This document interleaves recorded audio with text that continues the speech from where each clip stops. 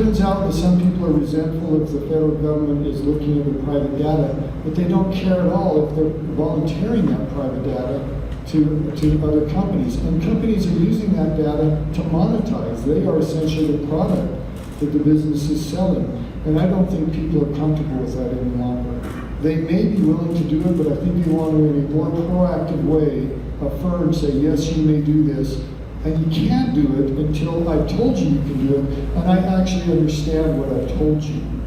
Because we have this 50-page agreement that we all just say accept, and we have no idea what's in it. And one of the things that Congress would like to do is, in a more affirmative way, have you actually read a statement and you either accept it or reject it that allows these companies to use some of that data.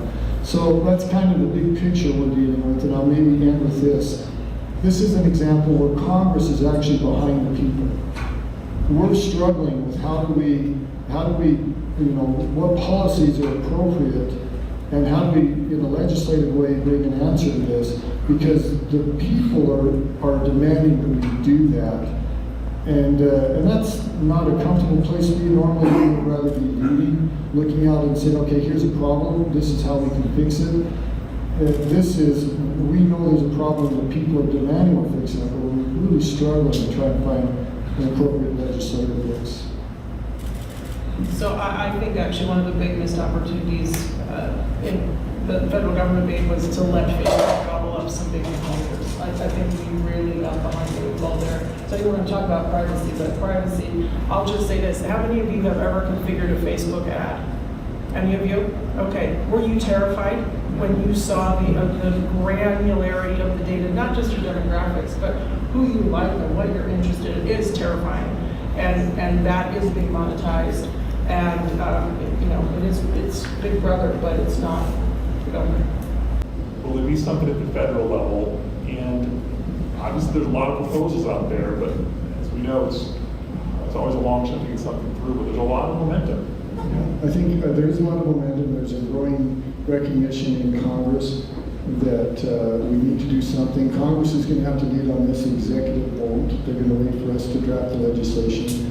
This is an example of what I was talking about. This is probably the example of what I was talking about, where Congress is still grappling with trying to figure out how that should look, because there are very competing principles and interests at play here. And the GDPR is a really good example of that, because it is pretty good on security, but it's very restrictive on innovation and allowing for creativity and business growth. But Congress is probably one session, maybe two sessions away. When I say that, I mean this year, or maybe sometime in the next Congress, so sometime after the election, from actually having a fix on this. It'll probably take us that long.